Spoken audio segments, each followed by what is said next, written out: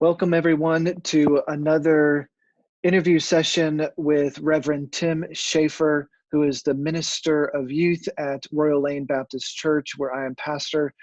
My name is Gregg, and we're glad that you're with us to view this interview because Tim is a recent Bright Divinity School graduate, and as the youngest person on staff, that all the technology in churches tends to fall to that youngest adult on staff. And so Tim has become a key asset for Royal Lane Baptist Church as we have tried to move worship from congregational inside a building to out in the world online during this coronavirus crisis. And so we want to talk a little bit about tips for effective virtual worship.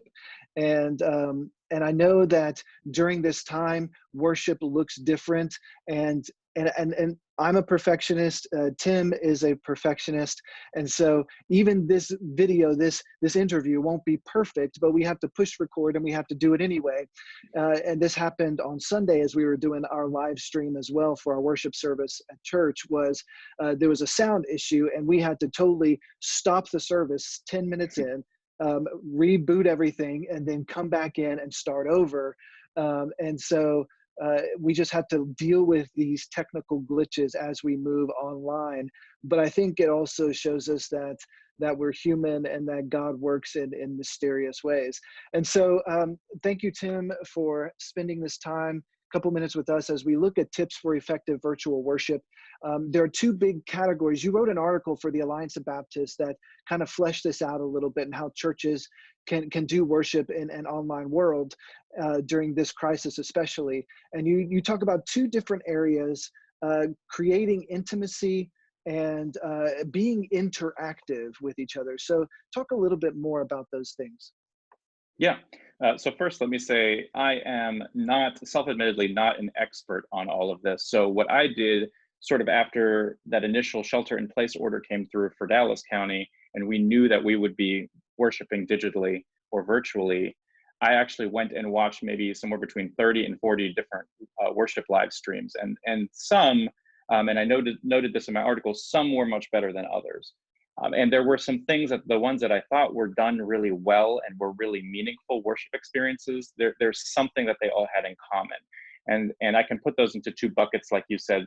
They either created intimacy, or I should say they created intimacy, but they also were more interactive. And that was really what I saw in the best of some of these experiences.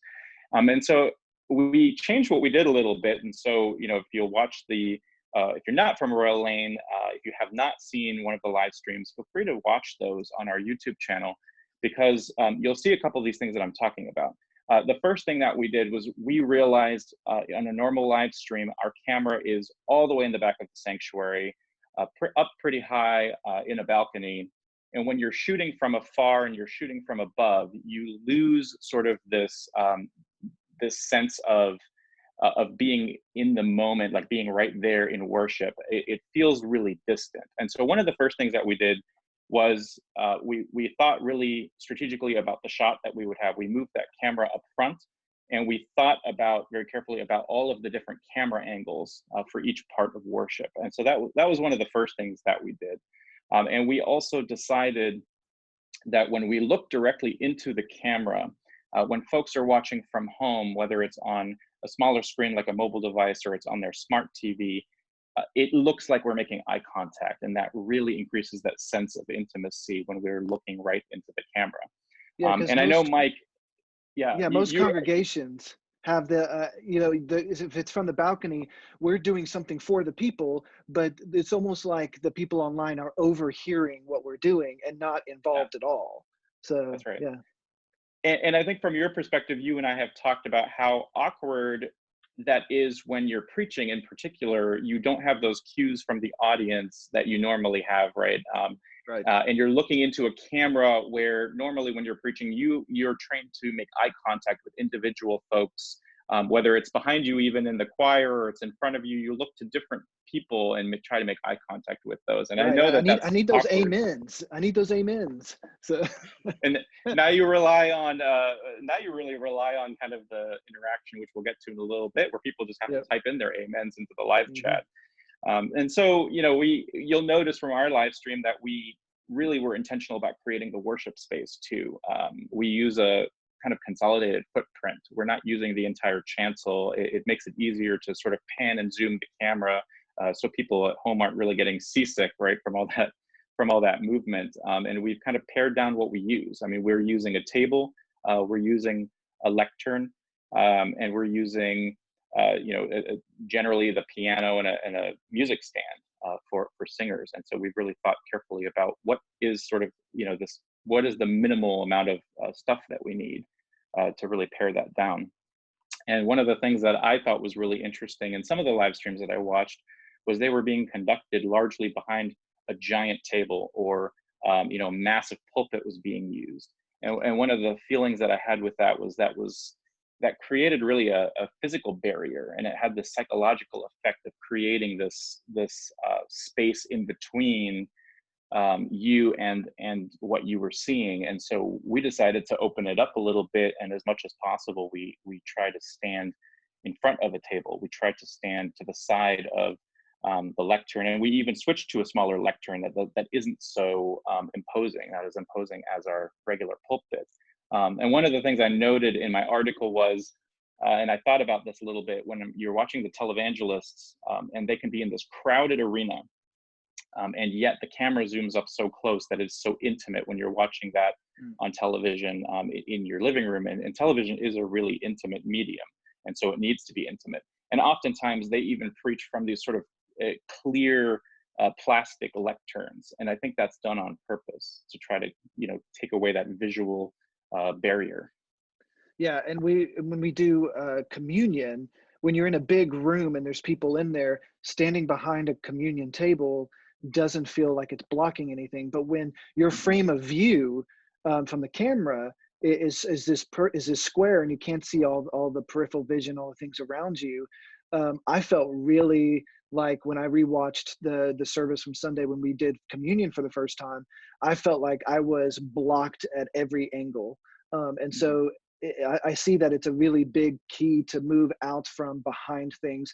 I noticed that though, I mean, most of us who are manuscript preachers, we want to have something there, like a small lectern or a clear pulpit or something. But we're trying to do with the camera angle to move up even beyond the lectern, so it doesn't even look like the preacher is at a lectern. So that helps a little bit too if you Mhm. just need something to stand in front of. Yeah, and I'll tell you, you know well that I'm like you, and I need my manuscript. What I saw in some live streams, some pastors did really well, is they would have a handheld iPad that they would preach from, or those who aren't necessarily manuscript preachers. Those were some of the best ones that I saw, because there is much more of that informality when you're just preaching in the moment without a manuscript. But that is a really hard thing to do for me, and I know for you too. Yeah. And so and that's another piece of that, though, is getting rid of some of that formality. And so what I think folks maybe should know, in all of our decision making, we thought about how do we make this less formal. And the reason for that is the experience in person is much different than what translates on camera. And even dimension isn't, and color, those aren't as noticeable. Those differences aren't as noticeable on camera. And so things to make it less formal, uh, for this more for this really more creating this more intimacy on camera, we got rid of the robes, and we tried to use the maybe the piano a little less than the organ. One thing that I really loved when David was on the piano was we actually got to see David really close up, because the camera was able to really zoom in on him, and we got to see how he, his body language as he plays, which is something actually pretty rare in our worship services, because folks are usually sitting far enough away that when he's on the piano, you don't necessarily see him. When he's playing the organ, his back is turned to us. We don't get to see him actually playing. And that was actually one of the most meaningful moments for me in the live stream. was getting to see how he reacts to the music. His whole body reacts, and that was pretty Yeah. cool, I thought. Yeah, and it seems to me that you kind of turn all of the back row Baptists into front row Baptists. I mean, Yeah. they can only sit where we bring the camera, and so Mhm. they get to see a lot differently than they would if they were there live. Yeah, yeah, absolutely. And and aside from intimacy, then that second point really was about being more interactive. And this is a really hard thing to do. And I think a lot of churches, even like ours, we had live stream capability before all of this hit. And and there was a sense of I called almost voyeurism. You are just watching something that's happening without anybody really knowing that you're there. You're not really included. You're an observer.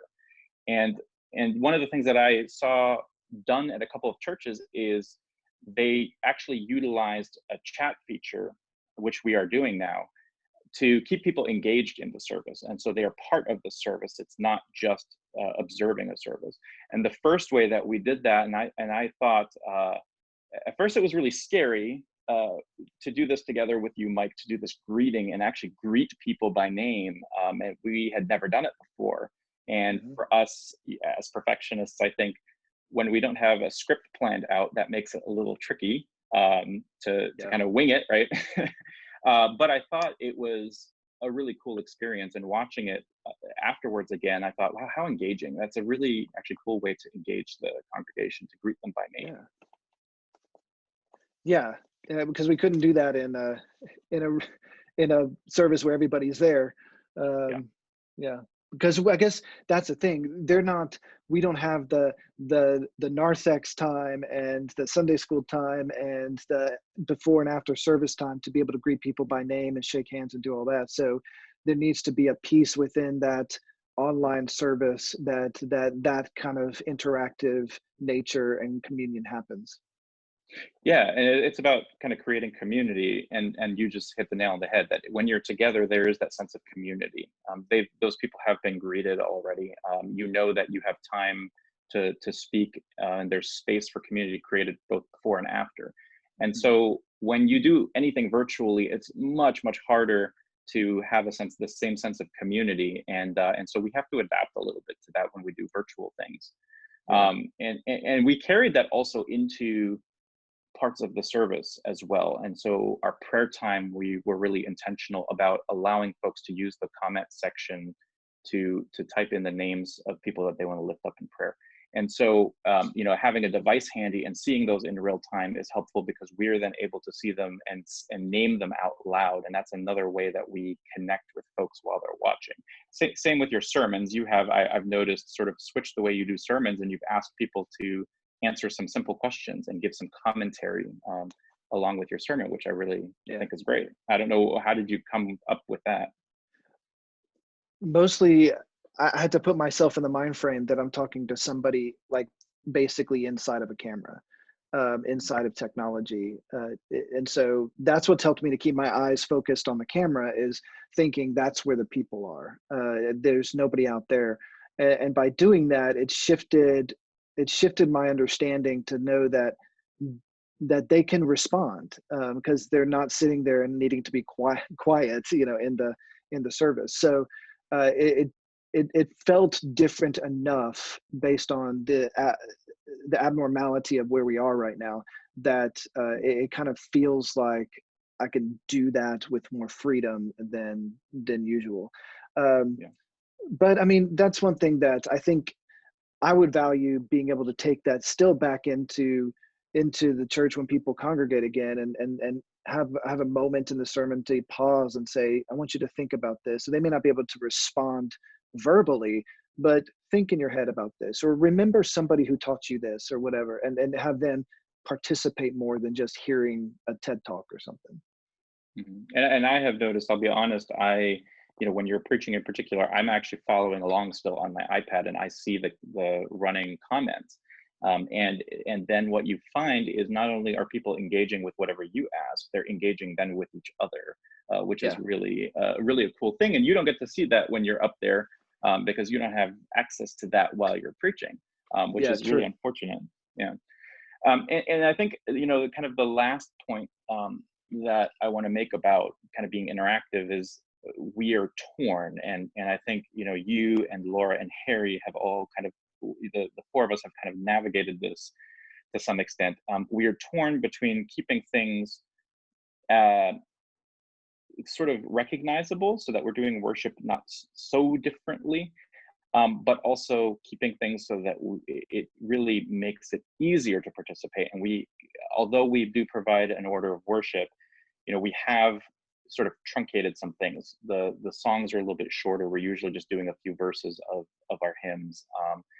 The number of times, or the amount, the length of the responses from the congregation that we would normally have in worship, we would all sort of read that together. That has sort of been truncated, because it's very hard when you have folks watching on a screen to also have a copy of the order of worship and then have a very long response, congregational response. And so we've tried to keep those, whenever possible, sort of, you know, one line repetitive things, and that kind of helps a little bit so that we don't take it away completely, but we do have to adapt.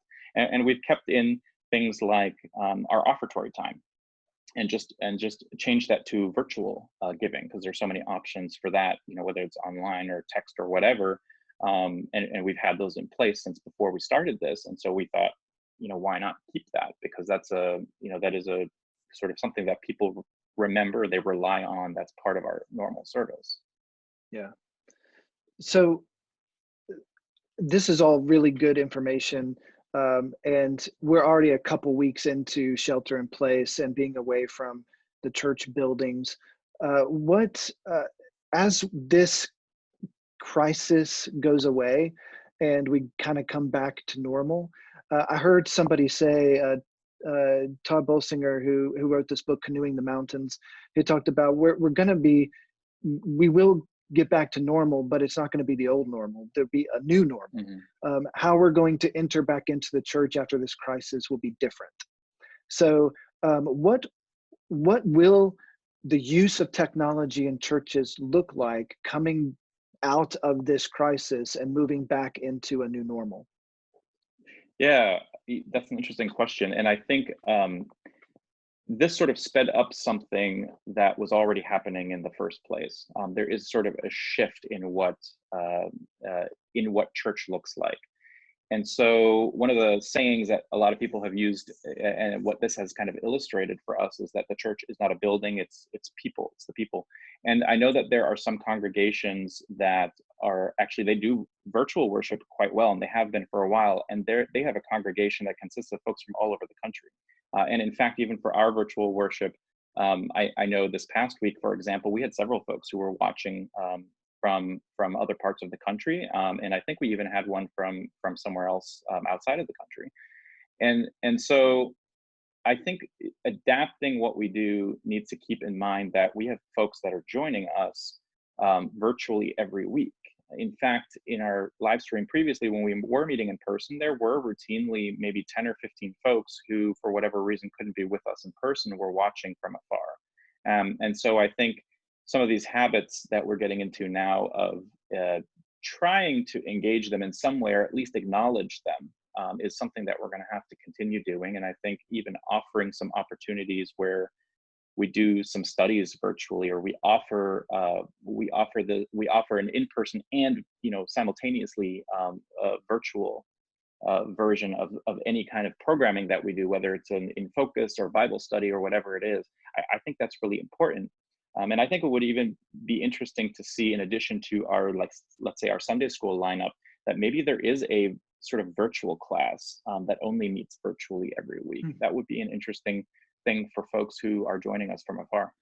Yeah, because I'm thinking to myself, as I'm doing Wednesday evening Bible study online, what might it look like to go ahead and get a camera for that space, so that it's not only live for the people there on Wednesday night for supper and for Bible study, but also it can be live and even recorded for online purposes for those who can't come, because a lot of people aren't able to navigate traffic and families and responsibilities and stuff like that for Wednesday nights. So what if they wanted to participate in Bible study? I had for online Bible study last night, I had a family on who hardly ever comes to, can't make it for, unless it's for the important events on Wednesday nights, just because of work and and kids and bedtimes and things like that.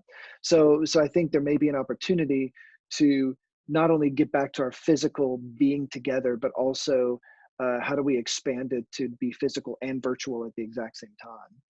Mhm.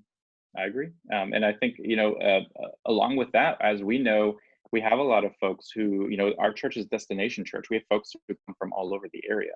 And one of the things you hear is, well, we really are one of the few progressive Baptist churches in the area. And now think about somebody who is in a more rural area in a different state, somewhere in a part of the country where they don't have, they identify as Baptist, but can't find a, sort of more progressive Baptist church or a Baptist church that kind of honors their theology. What a great way to make ourselves available to those people via the internet. Yeah, and so if this crisis, so for instance, Royal Lane, we worked on getting a new website, getting a live stream up and running, getting online giving to be smooth, about a year or more before this crisis hit. Um, so I'm kind of wondering, what is it in your feeling that we need to be doing as a congregation, that all congregations need to be doing to be prepared for the next crisis that may come when we need to be online totally? Yeah, I'm glad that we started this process of updating our technology. We introduced online giving only maybe within the last 2 years, which is almost unthinkable today. I mean, but there are still churches who don't have that ability, or have an update that can handle, a website that can handle live stream, or even have live stream capabilities. I mean, fortunately, we have some of that equipment. And so, fortunately, we have invested in that. But some of the technology that we have can be a little bit glitchy. It's a little older, and we saw some issues, for example, with the sound just this past Sunday. And so, I think investing in making an investment, and that's how we have to think of it: an investment in the technology that we need to make this available is really important. And we need to consider that it isn't just um, for a few folks who are homebound. I mean, the possibilities really are endless. Like I said, there are a couple of churches, even in our area, who do virtual worship, and their congregation is, hundreds strong across the country, because that people want to tune into that. And so I think that we need to kind of reframe how we think of our live stream, that it isn't just something for the homebound. Yeah, and I'm thinking about ways that what do you think the churches will do in this kind of crisis moment that they want to do coming out of it? So I'm thinking to myself, I really need to welcome guests online Mhm. when we're all together in worship in the building, because I just don't want folks who are watching online to overhear the in-person worship. I want them to be a part of the live worship even online, and to welcome them. And even and it goes the other way too, in that the people in the room, maybe they're younger, maybe they don't carry checkbooks anymore, and we Mhm. can say, pull out your phone and text this number so you can give, even if they're sitting in the room, and get them attached Mhm. to technology. So are there any things that we're coming out of this as churches that we need to be carrying with us? Yes, those are really great points. And the other thing that I would also highlight is social media. And some churches are great about encouraging folks to use their social media, and to tweet a particularly meaningful phrase that came from the sermon, or a photo that they've taken. And I know that that can be a little scary for some congregations. There's a reverence about worship, and there is a fear that using technology within the worship service will sort of just detract from that a little bit, or it will be a distracting thing for folks to have access to their phones during worship. But in my opinion, I think if it's used responsibly, which I have no doubt that our congregants would use it responsibly, it can actually enhance worship, and it can spread a message kind of out, through the internet, beyond your kind of physical congregation. And I actually really like that way of engaging with each other and sharing our worship experiences with our networks. Yeah, great. Well, thank you, Tim. Anything else you want to finish up with that you want to let folks know who are on the cusp of this technological kind of revolution in the church? Yeah, I mean, I will just say a little plug here for some of the events that are happening. We have tried, the whole staff really has been hard at work bringing more virtual experiences. And so, Mike, thank you for doing these interviews, which I think are really great and really informative and provide some content for our congregation. But also take a look at what some of our Sunday school teachers are offering. I know that there are now at least 4 Sunday school classes that are going virtual by Zoom, and I know it is not a replacement for in-person meetings, but I have now been on several of these group Zoom meetings, and there is some sense of relief getting to talk to folks even by video. It certainly is not like meeting in person, but it helps, and this is what we have right now, for better or for worse. And so I encourage people to take a look at what we have, what virtual offerings we have available on the website. Very good. Tim, thank you for being with us and sharing your expertise with us. I also want to say we have a wonderful, uh, gifted staff at Royal Lane Baptist Church, and Harry Wooten, who is our minister of music and worship, has helped with the energy to fit the old with the new, and the short with the long, and trying to get us to a place where we can do this effectively. And he's a gifted minister, as well as Reverend Laura Keller, who is our children's minister and provides that sense of closeness and passion to children's time and other areas of our service. And so it's good to work with folks who can experiment with this stuff and really lean into how we need to be the church right now in the midst of a crisis. So good job to the staff and people of Royal Lane as we do that. Thank you again, Tim. And this has been another interview that we've done through Royal Lane Baptist Church during this pandemic, and hoping to bring a sense of knowledge and learning in this time. Be well, everyone.